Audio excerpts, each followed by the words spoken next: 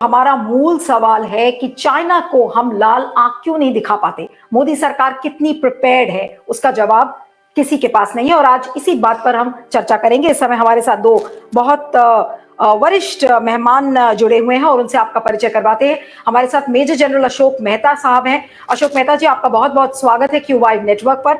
और हमारे साथ मेजर जनरल ए.के. सिवाच हैं, जो कि फॉर्मर हेड रह चुके हैं टेरिटोरियल आर्मी ऑफ इंडिया के। जनरल सिवाच, आपका भी बहुत बहुत स्वागत है क्यू5 नेटवर्क पर। आज की चर्चा में मेजर जनरल मेहता से शुरू करती हूँ। अशोक मेहता जी, मुझे ये बताइए कि आज इस पूरे मुद्दे को गुमराह क्यों कर रही है मीडिया, सरकार, सब इस बात को घुमाने की कोशिश कर रहे हैं, लेकिन असली मुद्दे पर कोई बातचीत नहीं कर रहा है कि आखिर ये जो झड़पें हैं लाइन ऑफ एक्चुअल कंट्रोल पर, इनको कंट्रोल कैसे किया जाएगा, इनको काबू में कैसे लेकर आया जाएगा। क्या हमारी आर्मी प्रिपेयर्ड है, क्या सरकार प्रिपेयर्ड है, हमारे लिए क्या नीति है, इसको लेकर कोई भी विमर्श नहीं हो रहा है। जी, एक दो बातें शुरुआत में मैं ये कहूँगा कि जो जिस तरह से भारत पाकिस्तान के विरुद्ध कार्रवाई करता है, मुंह तोड़ जवाब देता है, उसकी काबिलियत चाइना के विरुद्ध वो नहीं रखता, उनके पास प्राप्त नहीं है। वो कैपेबिलिटी, मिलिट्री कैपेबिलिटी प्राप्त नहीं है, सिर्फ डिफेंसिव कैपेबिलिटी है। और इसकी मुख्य वजह यह है कि अंग्रेजी में एक शब्द है ऑब्सेशन। हमारे जितनी भी सरकारें आई हैं, इसमें आज की सरकार भी शामिल है, इनका पाकिस्तान के साथ ऑब्सेशन है। मुंह तोड़ जवाब उनको देंगे, और जब चाइना से बातचीत या कार्रवाई करने का मौका है तो वो काबिलियत नहीं है। और हम लोग सब जानते हैं कि वो काबिलियत इसलिए नहीं है। पहली बात तो मैंने बता दी, our preoccupation with Pakistan. दूसरी बात, जो हमको कैपेबिलिटी बनानी चाहिए थी पाकिस्तान चाइना के विरुद्ध, वो हमने नहीं बनाई। और चाइना अभी आगे बढ़ता जा रहा है। चाइना अपनी कैपेबिलिटी अमेरिका के तुलना में बना रहा है, और हमने कुछ प्रोग्रेस किया है कनेक्टिविटी में, हथियारों में, लेकिन अभी तक हमारे पास जो काबिलियत होनी चाहिए चाइना को मुंह तोड़ जवाब देने की या टू टीच अ लेसन, वो नहीं है। वो पहली बात। दूसरी बात यह है कि मेजर जनरल अशोक मेहता, उसकी वजह क्या है कि क्या सरकार गंभीर नहीं है चाइना की नीति को लेकर, या वो चाह रही है कि ठीक है जैसे चल रहा है चलेगा क्योंकि हमारे इंटरेस्ट इसमें इन्वॉल्व है, whether it's commercial, whether it's strategic, what is the reason?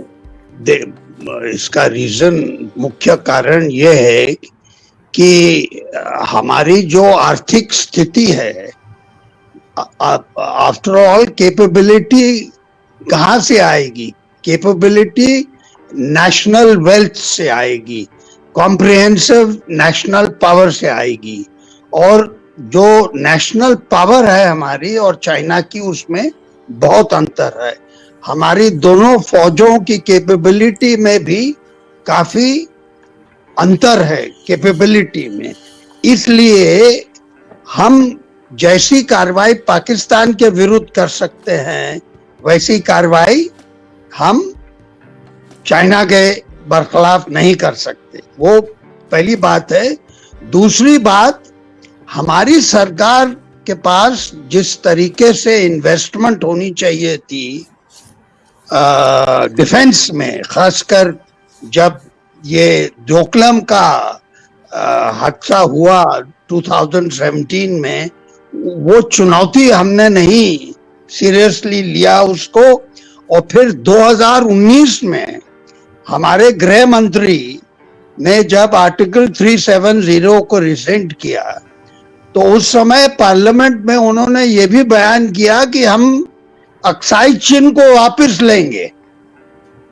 ये इसको हमको नहीं भूलना चाहिए। जो नेहरू जी ने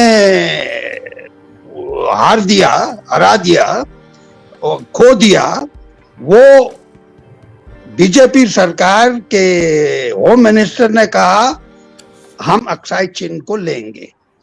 अब अक्साई चिन को लेने के बजाय अक्साई चिन को लेने के जो दो मुख्य रूट थे हमारी भारतीय सीमा की तरफ से, एक देपसांग और दूसरा डेमचौक, दोनों को पीएलए ने 20 जब 2 साल पहले 2.5 साल पहले उनके इंकर्जन हुए तो दोनों को ब्लॉक कर दिया है। और अप्रैल में 2020 में पीएलए की फौजें 6-7 जगह पर आकर उन्होंने अपनी चौकियां कायम कर दी।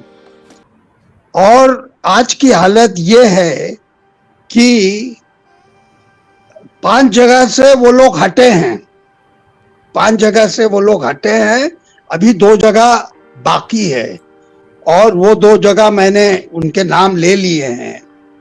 लेकिन एक बड़ी गलती जो हम लोगों ने की, वो गलती हमने 2021 में की, जब हमारे पास कैलाश और चुशूल हाइट्स पर हमने कब्जा किया था।